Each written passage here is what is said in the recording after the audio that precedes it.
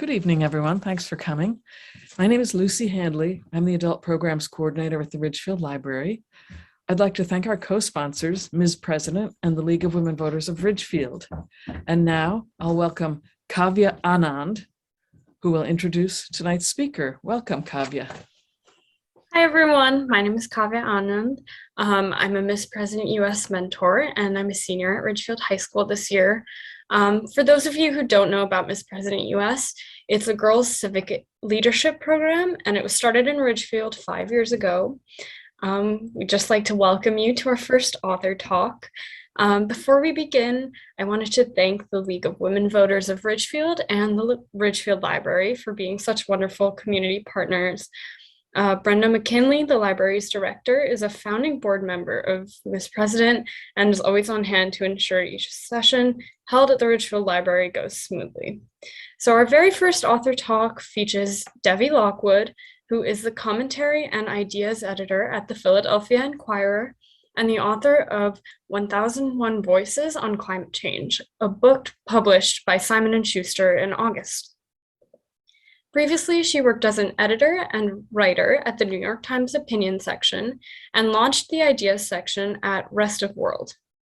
She spent 5 years traveling in 20 countries on 6 continents to document 1001 stories on water and climate change. Devi attended Ridgefield Public Schools from ages 4 to 15, and she is zooming in from Colorado. Welcome.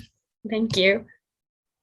Thank you so much for that wonderful intro, Kavya, and to everyone who made this event possible. It is so wonderful to be doing stuff in collaboration with Ridgefield, because coming back to Connecticut always feels like coming home, even if it's just via Zoom. So I super appreciate that. I'm gonna have Kavya share a couple of slides for me, and I'll give sort of a brief talk to get us started, and then leave a ton of time for questions at the end, because I think that that's always the most fun part of the conversation. So if you guys have any questions that come up in the process of me speaking, feel free to drop them in the chat and we'll answer them as they come up later. So if someone had told me 15 years ago when I was at Ridgefield High that I would be up on this podium, I would have flat out not believed them. And even writing a book was a little bit of a surprise. But to take you back to one of the beginnings, in 2013, I was living in Boston during the marathon bombing, and the city was put on lockdown. And when that was lifted, all I wanted to do was talk to strangers and remind myself that not everyone is murderous. And a couple of days of lockdown, of course, in the time of COVID doesn't seem like a big deal, but at that point it was sort of this big time of reflection. And I was living in a cooperative house at that time. We had a lot of cardboard kicking around under the kitchen sink from the food that we ordered in bulk. So I cut open a piece of that cardboard box and wrote "Open Call for Stories" in Sharpie, and wore that sign around my neck as I was walking around the city. And Kavya, you can go to the next slide, thank you. And that's what that cardboard sign looked like up top. And people just stared at me as I was wearing that sign, but some approached me to share a story. And those stories ranged from, people wanting to speak about the experience of just living through this particular moment. But once I started listening to strangers, I really didn't want to stop. You can go to the next slide. So that summer I rode my bicycle 800 miles down the Mississippi River and brought the cardboard sign with me. My undergraduate major was in folklore mythology, and I wanted to listen to any kind of stories that people had to share. And the farther down the river I rode my bike, the more I was hearing specifically about water and climate change. Those stories mostly had to do with intensifying storms, saltwater encroachment on the land, and people making the decision to leave the places that they called home for generations in the aftermath of a big storm. So what would it mean, I wondered, to put those voices in dialogue with stories from other parts of the world? You can go to the next slide. This is kind of the end point of that first journey. It's where the Mississippi River meets the Gulf of Mexico, and some locals call that the end of the world. You can see where there's kind of salt water that comes up over the land at high tide. So my goal in doing this work became to listen to stories of water and climate change and to amplify the voices of people who are most impacted. I also set out to address another problem. So the language that we use to discuss climate change is often really abstract and inaccessible. You can go to the next slide. And we hear about, inches or feet of sea level rise or degrees of temperature change or even parts per million of carbon dioxide in the atmosphere. But what does this really mean for people's everyday lives? You can go to the next one. So one of the first stops on my journey was in Tuvalu. So Tuvalu is a coral atoll nation in the South Pacific. If you go to the next slide, it's on track to become uninhabitable due to both food and water insecurity in our lifetime. The country sits about 585 miles south of the equator, and it's home to around 10,000 people. If you go to the next slide, you can see kind of how that looks from when you're approaching from above. The highest point is only 13 feet above sea level. And there used to be a freshwater lens under the island, if you go to the next one, such that people could dig a shallow well and have water to drink. But in the last 20 years, that water has become both salty and contaminated from sea level rise. So people first noticed that something was wrong because taro and pulaka crops, which are two starchy staples of Tuvaluan cuisine, were rotting. A lot has changed in Tuvalu, I learned, over the last 20 years. Thatched roofs and freshwater wells, you go to the next one, are a thing of the past. Those wells are repurposed as trash heaps, and all the water for washing, cooking, and drinking now comes from the rain. Each home has a water tank attached to the roof by a gutter. And when it does rain, people will kind of leap out of their homes to make sure that there aren't any, points where that water might leave inadvertently. So during periods of drought in Tuvalu, families have to make tough decisions about how to allocate water. If you go to the next one, Angelina, a mother of three, she's at the far right there. She told me that during a recent drought, her middle daughter was only a few months old. She, her husband, and oldest daughter could all swim in the sea to wash themselves. But what about her baby? The newborn skin was just too delicate. If she went into the salt water, she would get a horrible rash. How can a mother decide between having water to drink and water to bathe her child? These are the kinds of questions that climate change is forcing upon people and forcing upon them right now. And the stories I heard about water and climate change in Tuvalu, if you go to the next one, also had a really sharp division across generational lines. So Tuvaluans my age, like Angelina, they don't see their future on the islands and are applying for visas to live in New Zealand. Older Tuvaluans, in contrast, see climate change as an act of God.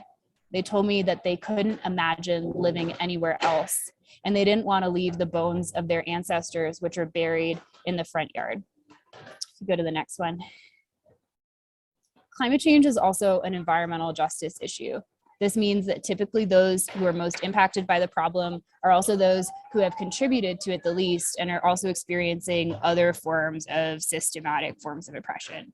And any solutions that don't prioritize voices of people who are living with the impacts of climate change and living those impacts right now, the majority of whom are women, people of color, and those living in the global South, those solutions will just perpetuate the inequality that brought us to this point of climate crisis in the first place. Go to the next one. So what I think I've learned in doing this work is that storytelling can be an intervention into climate silence.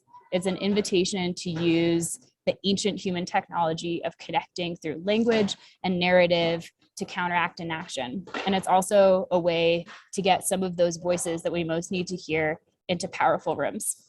If you go to the next one, I'm just going to read a brief passage from the beginning of the book that solidifies, I think, what I'm trying to get across in terms of like the big thesis of the book about how important listening is and how important storytelling can be in these conversations. And then I'll open up the floor to questions because I'm happy to, there's a lot that I didn't cover in this. Of course, there's like 20 countries worth of material in the text itself. Deep listening. Throughout the journey, I developed a method of deep listening. This was hard-earned and not at all instinctual. When I listened to early audio clips of my journey down the Mississippi River, I cringed. I was too pushy. I spoke over storytellers, eager to insert myself. I listened only halfway, the other half of my mind on how I would respond or even redirect the conversation. I'm an auditory person. When I meet someone, the first thing I notice is the musicality of their voice, how they let the taste of a word linger on their tongue or send sentences flying into the ether. Breath, intonation, word choice. Sometimes my favorite thing to do is just close my eyes and listen. In Margaret Wheatley's 2001 article, Listening is Healing, written a few days after 9/11 for the magazine Shambhala Sun, she wrote, "Great healing is available when we listen to each other." No matter what we have experienced in life, if we can tell our story to someone who listens, we find it easier to deal with our circumstances. Listening is such a simple act, she continued.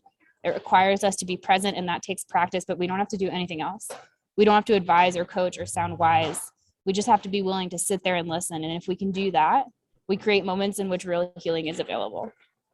When I'm listening, microphone in hand, nodding along and not breaking eye contact, there have been so many times when people have said, thank you for listening. Or it feels so good to share this story with you. I've never shared it with anyone else before. In listening, I want to be sure that people feel both respected and heard. I met a Belgian woman in the UK who told me the story of how her hometown's water supply was contaminated from a plant that put a waterproof treatment on fabric. A man from Afghanistan lost his brother because of water contamination. An American woman visited the Florida Keys as a teenager, only to return years later and find that the reef was dead, bleached. Thank you for listening, all of these storytellers told me at the end, sometimes even through tears. I enjoy listening to people whose perspectives and takes on the world are also different from my own.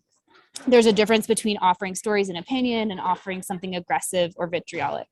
The first comes from the desire to share and connect. The second is purely an attack. One carries the potential for change and exchange. The other does not. Deep listening has to start from the basic premise that we are all equal, all worthy of being listened to, all human, that everyone has a story to share, that those stories matter, and that we can learn from each other if only we are fully present.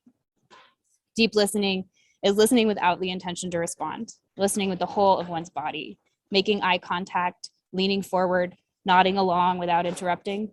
Deep listening is honoring, is bearing witness, is keeping one's ears and mind open without the distraction of ego or fear. This kind of listening is urgently needed in the climate crisis, because listening is the first stop on the way to solution building. If we're building solutions that don't take into account the voices of people who will be impacted, it's dangerous and, more importantly, ineffective. So that's kind of the close of the intro, but I would love to open the floor for questions. And I see that there's a couple that are flowing into the chat already, so feel free to send those there. Should I get started with that? Is that good? So the first one is, did you write an article on the Mississippi River bike ride? And if so, where can we find it? I have not written an essay specifically about that trip. I wrote my whole senior thesis when I was an undergrad about that journey specifically. And so that was where all of my energy went into it. But there is a bit about that trip in the book itself. So right at the beginning, kind of as a preamble. And the next question I see is, how did you pick your route? Okay, the Mississippi River bike ride, I'll start with that and then explain some of the chaos of the rest of the planning for the journey. I tore my ACL playing pickup soccer with some friends the summer before my junior year of college, and decided in the process of recovering from that surgery that I really wanted and needed to have a goal, and that having a goal would make me feel like it was easier to just get through the mundane day-to-day of kind of feeling more separate from my body than I ever had before. And my goal was to go on a bike trip of some kind, because riding the bike was the first thing that I could do that got my heart rate up. And it went from being this tool that I used to get around campus to being like actively the tool of my liberation, because I loved being able to move around again. And the idea to ride my bike down the Mississippi River, I only had a month because I was working the first part of that summer in order to save up money to buy the bike. And I landed on the Mississippi River just in the process of Googling bike paths that go down rivers. And I love water, so I felt like I wanted to ride my bike down a river. And it seems like the southernmost section of the river would be the most interesting. So that's how I landed on that section of the journey. And then the idea to go to Tuvalu, I was writing grant funding applications and sitting across the table from my girlfriend at the time, who was taking a class about politics of immigration. And she was reading an article about the concept of climate refugees moving from Tuvalu and applying for these Pacific Access category visas to go to other places. And mostly just New Zealand. But it seemed, I didn't even know where Tuvalu was. So again, went on Google Maps, looked it up, had to zoom out about 20 times before I could see anything that wasn't ocean. And from there, I was like, okay, Fiji's nearby. Where else in my life, if I get the funding to do this trip, which I was fortunate to do so, when else in my life would I have the chance to go to Fiji? And then I wanted to start riding my bike, and New Zealand was right there, and I heard that it was a good place to ride bikes. So after that, my plan was to fly to the UK and then go home. And I thought that would be a year. And I didn't want to go to Australia originally because I grew up watching Steve Irwin and was convinced that everything there was poisonous and likely to kill me. And furthermore, many of the countries in between Australia and back in the US, it felt like I wouldn't be able to navigate without knowing the language. So what happened when I got to New Zealand and really started riding my bike was I felt within myself this like deep urge to slow down. It was something that I'd never felt before. But I realized that there was really no reason to rush through it, and that if I wanted to take my time, I could. And the second thing that happened is that I met some really fantastic climate activists in Wellington, New Zealand, who challenged me to think about the environmental footprint of the flights that I was taking. My thinking on this has actually changed in the years since. I think that it's less productive to put the onus of individual responsibility on these issues, because it can be kind of a fast track to inaction and despair. And it's not individual people who are responsible for this problem so much as it is fossil fuel companies and the systems in which we happen to live. And so it's more effective to target those directly rather than targeting individuals and our individual actions. But that said, I took the creative challenge of trying to see how long I could go without flying. So I crowdfunded the money to take a cargo ship from New Zealand to Australia, spent 6 months cycling up the east coast of Australia, and then started hitching a ride on a sailboat going from Australia that was going to drop me off in Indonesia. That sailboat didn't work out, and so they left me on an island off, I think it was either Tuesday or Thursday Island, off the east coast of way far north Queensland. And then I hitched a ride on another sailboat that was going south, ended up back on another cargo ship back to New Zealand, and spent several months in New Zealand again trying to figure out how to get anywhere that was not Australia by boat. Didn't really work out. You can sort of divide the map of the earth into the land hemisphere and the water hemisphere. New Zealand's right in the middle of the water hemisphere, so it's more challenging to get places without flying from there. So I gave up. I bought a cheap flight to Bangkok and rode my bike to Thailand and Laos and Cambodia. It ended up being monsoon season, which I thought, what's a little rain? I'm a rough and tough cyclist. I've been going for almost 2.5 years at this point. And it turns out a little rain was a lot of rain and a bit more challenging of a situation than I had bargained for. I also got an amoeba in my intestine and had a not so savory experience on a bus crossing the border from Laos to Cambodia. So I decided after 2.5 years, even though it made me feel like a little bit of a failure to do so, that I was going to come home for a bit to rest and heal. And once I did that, the rest of the journey, another 2.5 years or so, took place not on the bicycle and, heading to all the places that I wanted to go, but it was more challenging to bike to, like the Canadian Arctic, and ended up also north of the Arctic Circle in Sweden and Norway. Spent some time in Kazakhstan, Kyrgyzstan, and China as well. And so it was a bit of a kind of ping-ponging to different places based on where the opportunities were and where I was able to, either get a conference to pay for a flight that I was attending, or a flight to go and attend and give a talk, and then I would continue traveling afterwards, or ended up getting an early career grant from National Geographic to do that portion of a month in the Canadian Arctic, because it's super expensive to get up there. But I'm grateful that I did, because it's, the impacts that people are experiencing there, especially in terms of changing patterns and sea ice, which impacts how the animals migrate, and people are super reliant on seals and walruses and other creatures for sources of food up there, because it's what's local and available and as part of the food tradition. But changing patterns of everything that climate impacts up there impacts also the food chain, which impacts people, and that's made people also more reliant on super expensive food that has to be flown in from the south. And anywhere, when you're north of the Arctic Circle, the south is anywhere that's south of the Arctic Circle. So that's a very long-winded way of saying I had a little bit of a plan and then sort of deviated from the plan. It was a bit chaotic. But I think that, at least for me, excuse me one sec. What I've learned about myself is that the kinds of journeys that I like to be on, I have a little bit of a direction and then just let sort of spontaneity and flow state take over. So that's the story of how it happened. I can keep on going. There's a question from Anne. Given how sad the story is seen, where did you find hope through these connections? What advice do you have for young women leaders who are seeking climate solutions, especially through deep listening? It's a great question.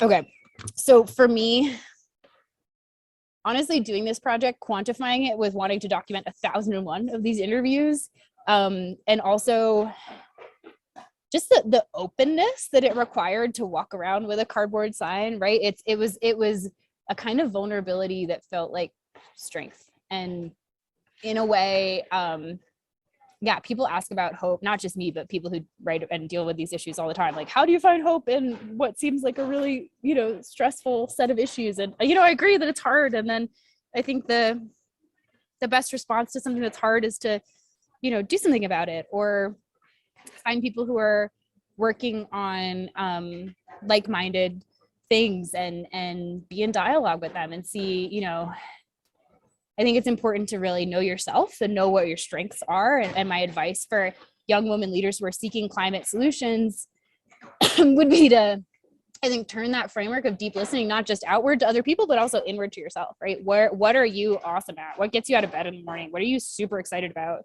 For me, for whatever reason, I was having these conversations with strangers. And that felt super engaging to me. And frankly, just creating the kinds of conversations that I wanted to hear. And then later on, I didn't think it was going to be a book at the start, but like writing the book that I wanted to read about these issues, because it felt so overwhelming. And I think that there's so much that's needed. I think a lot in my day job, I work as an opinion editor at the Philadelphia Inquirer and do a lot of pieces where I'm helping people communicate complex, nuanced ideas for a general interest audience. And that could be about climate change. It could be about something else too, right? But what we need, I think a lot of is just great science communication, frankly. And that comes from breaking down complex things into their component parts and communicating them in a way that people can understand. And so, that's just one example of something that's important to engage with. But yeah, to bring it back to what I was saying earlier, I think really having a firm sense of your strengths and what it is that you want to offer. And then rather than trying to address all of climate change, break down into like one specific thing. What is it that, that could be thinking critically about carbon capture and storage, or it could be looking at agriculture, or it could be, looking at the climate footprint of your school and finding ways to reduce that. There's all sorts of things to engage with, and just do some reading and see what strikes your fancy, or have conversations with people in your community and see what interests you more than anything else, and then move forward from there. Yeah, that's my best response to that question. I don't see any others in the chat right now, but if someone wants, you feel free to like unmute yourself and ask one directly too. 1 second. Okay. Am I still in contact? Are you still in contact with your interview subjects? Are the people in Tuvalu relocating? Yes, I am still in touch with many, but not all of the people who I spoke with. Interestingly, Facebook is, or maybe not surprisingly, like a super powerful tool of communication for connecting with people all over the world. And many people in Tuvalu, in New Zealand, in Thailand, etc., all use Facebook, even in the Canadian Arctic too. So yeah, I messaged with Angelina, who's the person whose story I was talking with earlier on. She's the mother of several kids, who's my age, and we Facebook message, I don't know, every couple months or so. It was always great to hear from her. The COVID-19 pandemic slowed down or halted the process of those PAC visa, the Pacific Access category visas. So New Zealand was not accepting any new applicants at that time. So Angelina and her family are still in the process of applying, and it's sort of like entering a lottery each year. So I'm sure she will let me know if and when that happens. But I'm not sure. It's interesting to think about it. And to explain a bit more about the Pacific Access Category visa. So it's a visa that Tuvalu and New Zealand have set up such that it's relative, and I believe a few other small island nations in the South Pacific. I'd have to look it up to confirm this. Such that it's relatively easy for people to migrate if they apply for this lottery. So it's, there's a certain, amount of paperwork you have to fill out, and then people can leave their homeland in Tuvalu and live in New Zealand, I believe, indefinitely.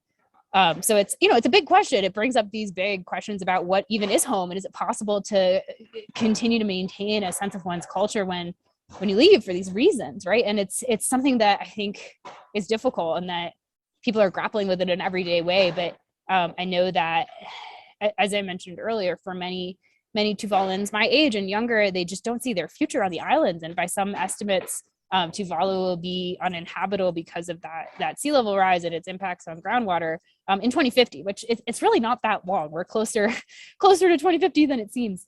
So Kavya asks, how did you see perspectives on climate change differ based on the countries and areas people live in? Yeah, that's such a good question.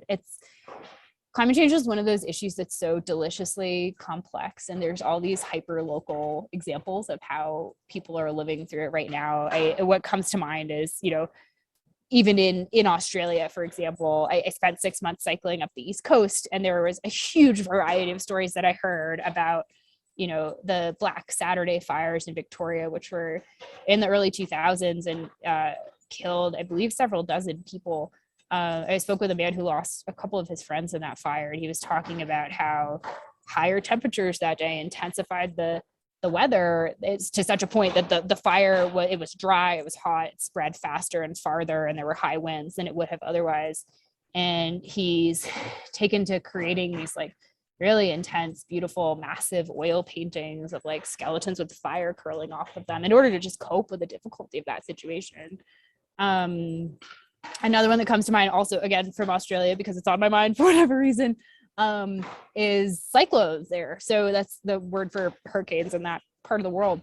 I remember speaking with this family, the Haywards, who live close to a train that carries coal from the mines, and the mines farther inland out to the coast. And there's just, hundreds of carriages, it feels like, of these coal trains that are going from the mines 24/7. And their house is full of this tiny dust from the coal that you can, put your finger across the windowsill and pick up on your hand. And of course that coal is being burned in coal-fired power plants, for the most part elsewhere, for the most part in Asian markets.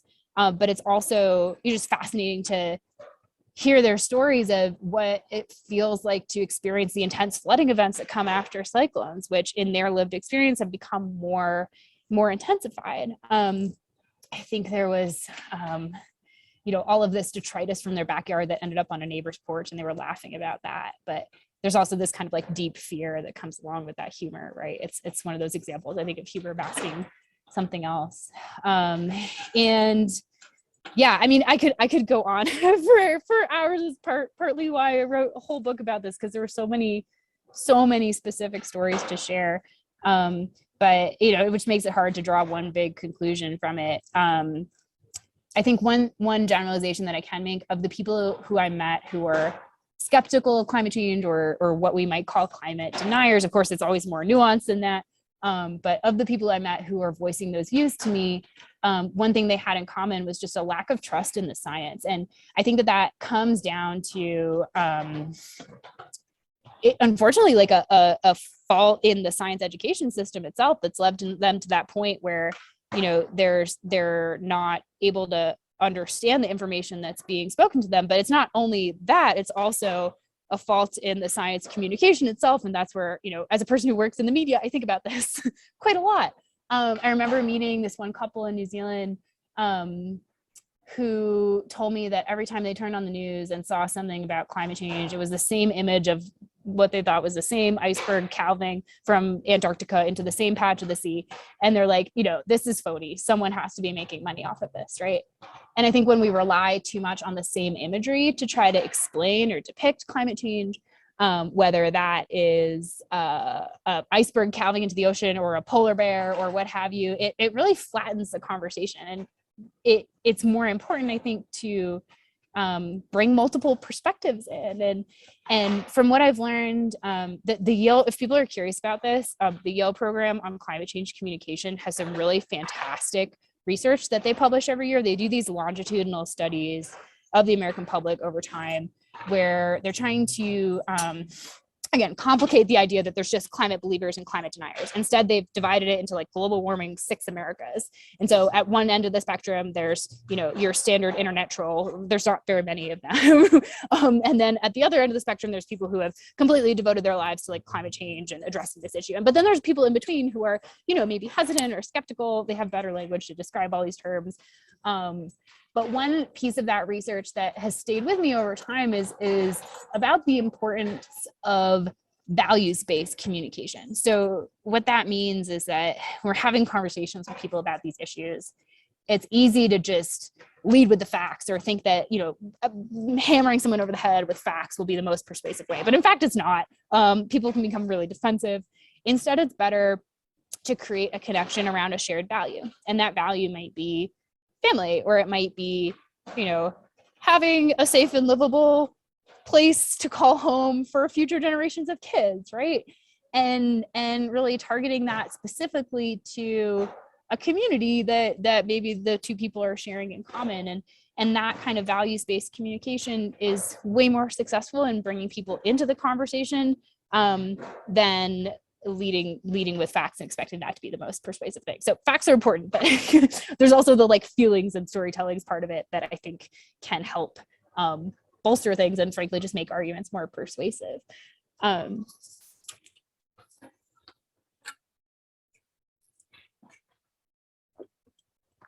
Okay, one more. And asked, in your answer, you said, when you feel overwhelmed, sad, or see these issues before you, you should do something about it. That's an interesting response, not to give up, but to persevere. Can you think of any formative experience you had growing up that shaped you to think that way? Ooh. That's a really interesting question. I think I had a kind of unique upbringing. I gotta give a shout out to my family because they're awesome. My mom was a high altitude mountaineer when I was a kid and also a single parent. And when things were hard, she is always the person who just perseveres and does something about it. And for her, that was, going and climbing in the Himalayas. And as a kid, I struggled with that a lot because I hated the fact that she would be gone for several months at a time, and loved staying with my grandparents, but also just like really wanted to be around my mom. But as an adult, I think I came around to a big sense of gratitude for that experience because she showed me through the way that she lived her life how it's possible to be a woman who goes on adventures and a woman who does what she needs to do in the world. And I think that, yeah, if I were to pinpoint a formative experience I had, that's probably a huge one in this respect that has made me who I am. But I don't know, there's so many like incredible role models to turn to. And I mean, even the generation behind me, I'm hugely moved by Greta Thunberg, who's doing incredible work to, demand that climate change be a part of the conversation globally and among world leaders, just tirelessly, insisting on that again and again. And I think that she's opened the door really wide for everyone. And so I'm super moved by her as well. Yeah.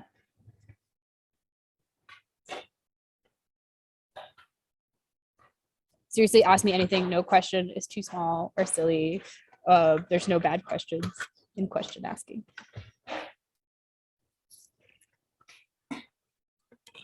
Are there organizations that you think are doing great work? I really love 350. I spent a decent amount of time living in New Hampshire. So 350 New Hampshire especially is doing some really powerful work to shut down one of the last coal-fired power plants in New England. But I think that there's also some great environmental justice work that the NAACP is doing and the ACLU as well. And I super admire and respect that as well. But yeah, I think there's just so many different ways of addressing these issues, and all of them are important because we just need more ways to have conversations about climate, and that's what I'm all about. Was traveling as a female a benefit, and were there any scary moments? Okay, so the way that I like to answer this question is that I will be a woman in the world no matter where I am, and that comes with benefits and scary moments no matter where you are in the world. So, and I think there's like an equal proportion of wonderful people and not so wonderful people everywhere as well. So I wouldn't, if anyone out there is considering a journey, don't let the fear of everything that could happen deter you from doing it. I mean, if I had a penny for every time someone said that I shouldn't be doing what I'm doing because I'm a woman, I would have a lot of pennies. And I understand it, like people get really scared, and it's easy to be afraid, but the way that I think about fear, number one, there's this great song called Don't Be Afraid by Tammy Nielsen, and also an incredible poem by Joy Harjo that's I think it's called I Release You, My Fear, and it's like an incantation that she repeats over and over again. So whenever I'm feeling afraid, I listen to those two back to back because they're fantastic. But also I think it's just really important to invite fear to the table, you know, to have a conversation with fear, to not be afraid to be in dialogue with fear, and to be like, okay, fear, what is it that you're trying to tell me, right? And then oftentimes there's ways of breaking down that fear into component parts. But yeah, so I did have one like not so great experience on the road, but I think that I would have had that experience anywhere. So it's just being alive is inherently dangerous. Don't let fear deter you from doing things. Javi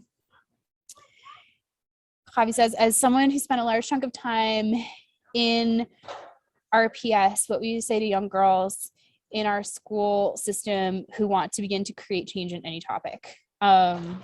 Yeah, okay, I love Ridgefield Public Schools. I think the writing program, I don't know if it's still the same as it was when I was there, but I really learned how to write through all of those little portfolios that we had to make. It's probably all digital now, but this was all printed out. And I just have this like, I was going through papers at my parents' house during the pandemic and like discovered all of these portfolios of writers workshop stuff from Ridgefield Public Schools. And I was there, I was like, oh my God, this really made me into who I am. That and reading a ton. So I, you know, as a person who loves reading and writing, I would say, you know, read a ton, write a ton. The world needs your voice. And there's one great way to create change. It's not the only way to create change, but I think one great way to create change is to, you know, read the story, see what stories and what narratives like really resonate with you, and pick them apart for their component parts. Like be a voracious reader of other people's life experiences, right? And then begin to articulate either verbally or in the written word what it is that what are those changes that you actually want to see. And I think similarly to what I was speaking about before, rather than addressing the whole of climate change as one tiny person, right? Think about breaking whatever the issue is that you're most concerned about into its component parts. And then from there, which of those component parts do you find most compelling?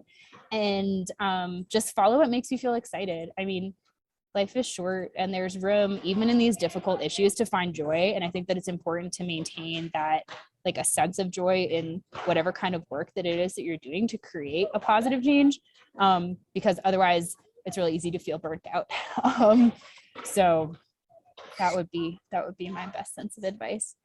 Am I working on another book? Yes, kind of. It's on the back burner. I started this job as an editor at the Philadelphia Inquirer in January, and it's been really intense. I edit like 6 or 7 pieces a week. And I'm kind of we did endorsement, we're starting to do endorsement meetings for Senate and other candidates from Pennsylvania, which is exciting because Pennsylvania is a swing state and it's an important election year. But yeah, my writing life has been a little bit put on hold in favor of my editing life. But it's interesting in the process of writing a book. So newspaper deadlines are very different than book deadlines. Newspaper, it's like a lot of constant churn. In the book writing process, I would send in a big chunk of chapters and then have, you know, sometimes a month or several weeks to wait to get my edits back. And I had all of this like nervous energy that had been channeling at night into working on the book. But then when I didn't have the book to work on, I'm like, oh my God, what do I do? So I started trying to noodle around with some fiction, which was really fun and hard. It felt like relearning how to write entirely because it's so different than writing nonfiction. But I had fun noodling around with that manuscript and want to return to it now. And I have been thinking about it a lot as I'm driving on the road, and what fun experiences it would be fun to pluck out and hodgepodge smash together into something completely different. So yes, I am. It's just being a bit slow. And I was joking with a friend too that like it would be fun if I were to do another big long nonfiction odyssey. I would love to follow the path of a monarch butterfly. Talk about butterfly migration, but I think that will have to be several years in the future when I'm not having so much of an intense day-to-day in my day job. But I love working at the Inquirer. It's really fun. What am I doing in Colorado? Okay, so I spent the pandemic in with my family. I was working in a room above the garage in Vermont, where they live right now. And that was wonderful and also a little bit isolating. And so I got to a point this spring where it felt like with COVID numbers decreasing and vaccinations being where they're at, that it might be good to go on a road trip. So I bought a Subaru and left home in Vermont in late February. And I've been working on the go because my job is remote until next year. So I'm planning to be back in the Northeast in late June, but visited a ton of friends all the way down the East Coast to Virginia, and then took a turn to go through Tennessee. And then my friend Sonia from Vermont flew to Nashville, and we've been driving together from Tennessee out to Utah to go on a climbing trip this weekend. So that's why we are currently in Colorado. And then Sony's gonna fly back out east, and I'll keep going probably south to New Mexico. Again, I'm kind of figuring it out as I go. I adopted a dog named Luna along the way when I was in Virginia, and she's wonderful. So it's kind of this like adventuring blue Subaru clown car. I'm having a ball. It's super fun, but it's a lot of like creative logistics at the moment. So hence why I am at a library in Boulder. Hello. Are you going to continue further with your original project? And also, were people in Tuvalu English speakers? So yeah, people in Tuvalu speak Tuvaluan, but English is super common there because there was a strong British presence, I think around World War II, but maybe at other times too. There's also been like successive waves of missionary activity in those islands. So there's a strong Seventh-day Adventist community for some reason. But yeah, I for the most part was able to speak in English with folks. And am I going to continue further with the original project? So the paperback version of the book is coming out later on this year, I believe in late June. And for me, continuing with the project means just talking with people about it. I'm not actively collecting interviews about water and climate change right now, but everything that I learned in the process of writing this book, I am applying in my day job in journalism. So I didn't have any idea what career I wanted to do when I graduated from college. I was like, I like poetry and storytelling and creative writing. I don't know where that's going to lead, but I'll do this project.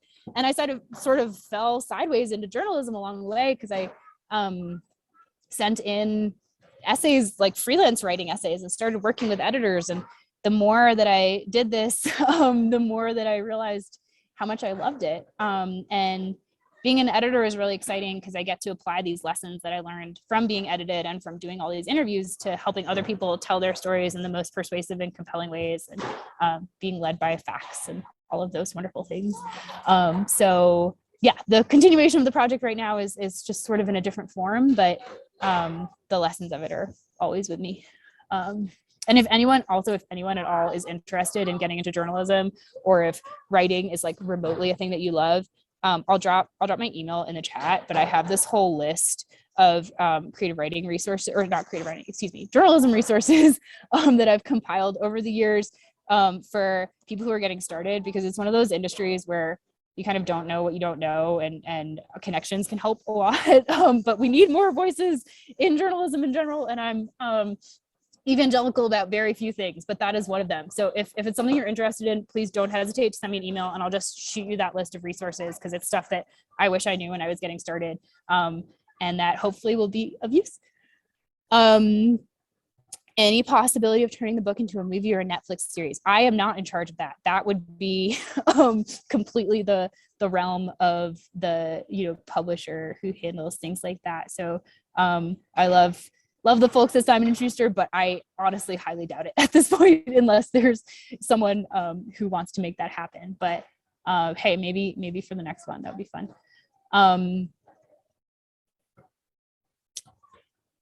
Show us Luna. Okay, the dog Luna. She's over here. I don't know if you can see her. Luna, say hi to Ridgefield. Okay, I hope that worked. She's great. She's 5 months old. I love her. She got a vaccine today. She's so brave. Oh wow, thanks to the person who sent me a monarch butterfly resource in the chat. I'm gonna copy that for later. And super grateful. Did you use Google Translate to communicate with speakers of other languages? Sometimes, not always, but sometimes. When I was in China, I hired a recent graduate of an English language school to help me out, and we traveled together for a little bit in and around Chengdu, and that was wonderful. When I was in Turkey, I had a friend's sister who was willing to like translate for me for a little bit, so that was really great. Some of the interviews I recorded in Thailand and Laos, and a little bit in Kazakhstan as well, I believe. I recorded without actually knowing what people were telling me. So I had a piece of paper that was translated, the version of, a brief couple paragraphs, who I am, what I'm doing while I'm doing this, is it okay to turn on the audio recorder? And sometimes people weren't literate. And so then that became the fun, like Google text to voice translate thing, which is hilarious, but the software is definitely like not terrible. It works. There's a great website called Fiverr, which is sort of like a small scale freelance website where people do translations. And so there was a point I reached in compiling all of the research for the book, and was doing this mostly in 2020. So I had a lot of time, but there's a point I reached at that time where I sent some of those stories out for translations, not knowing what they said, and then they came back, and then I was able to write around that. When I was in Kazakhstan, for the most part, I was traveling around with a translator who the U.S. Consulate General there furnished me with, which was super fantastic. Also sometimes frustrating because you get this like awkward triangulation of languages. And then I speak Spanish and a little bit of Arabic, so I was able to use that in a couple of places too.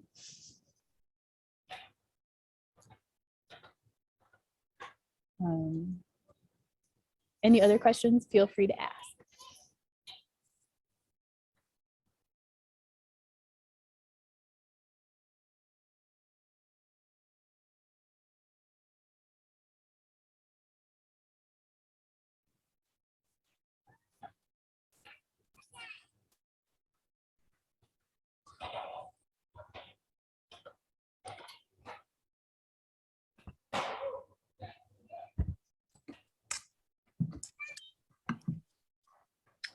All right, so if there are no other questions, you guys can feel free to ask. It is nearing 8 p.m. Oh yeah, we have a couple more. Okay. So if you really quick want to answer those, we should end around 8. So Absolutely. a little closing and then. Okay. What was the most fun part of your journey? Lots of fun parts. The thing that's coming to mind right now is riding my bike up and over Arthur's Pass, which is this mountain pass in New Zealand that's very, very, very tall and very, very, very steep.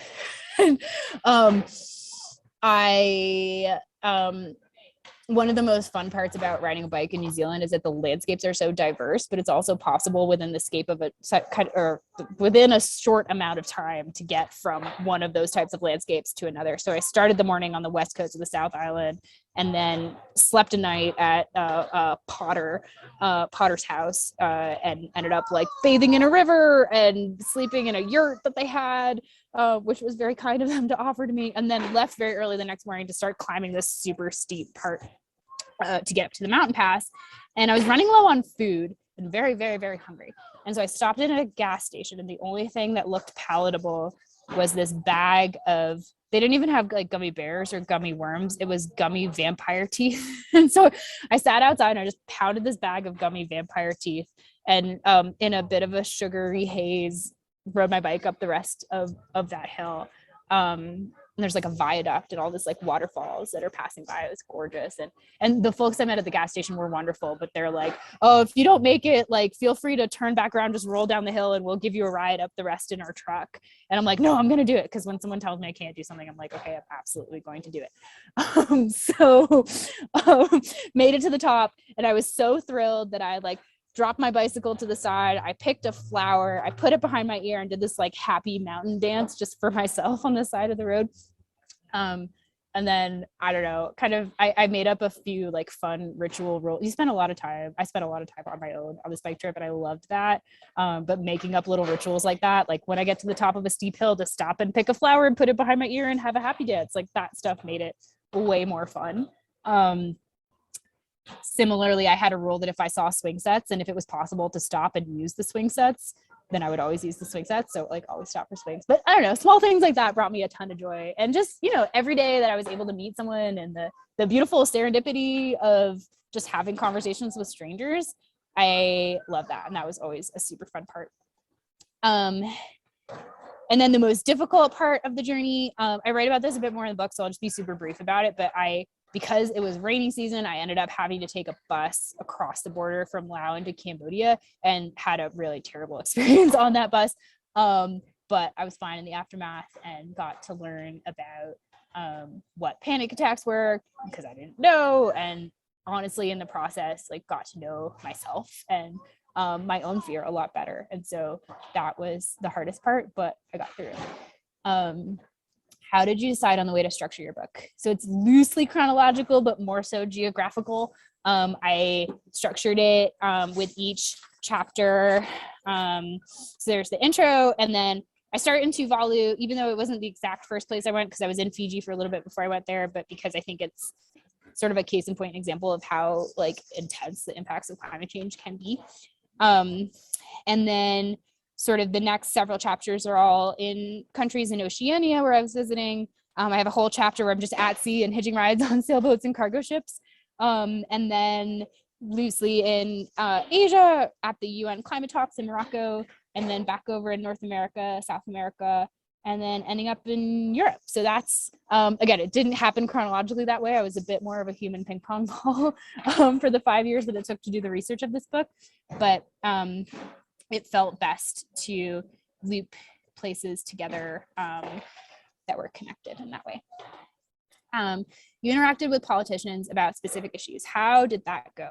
I don't know. Politicians are always fascinating to interview. I think that they, like many other people, but maybe more so than others, can fall back on like stock language that's sort of the standard response. And so I think the challenge in interviewing a politician is always to get behind that and to really understand the motivations behind what they're saying. And so I think the more that I did this work, the better I got at asking those types of questions, because their answers then became more interesting too. I think that's all the questions. There's probably time for one more if someone wants to sneak it in there, but I don't see any in the moment for the moment.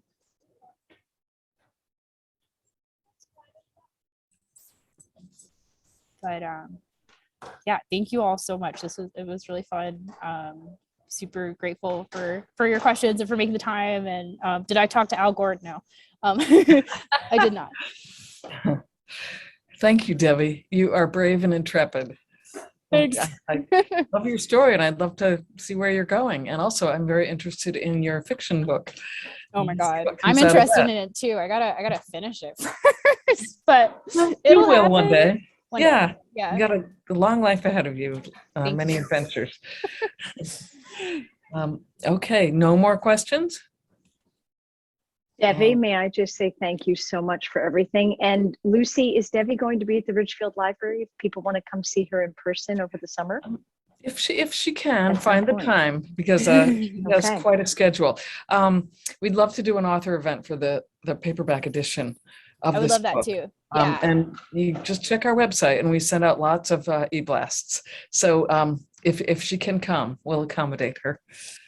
I Excellent. promise I will respond to your email. And thank you so much, Lucy, for your patience in No, my you're so chaos. busy. I know, Yeah. what a life. All Yeah. right. Thank All you. right. Best of luck. Well, thank you so much, Debbie, for Thank sharing your you. story and encouraging everyone to use their voices. We loved when you said that, the world needs our voices. And, everyone keep an eye out if she might come visit us again in the summer. Yeah, thank you so much. Pleasure. And Really. may I thank Kavya. That was a lovely job of hosting. Thank you so much. Thank you. Thank My you, Kavya. pleasure. Yeah. Okay. Thank you. Thank you all. Have a good night. Bye. Good night.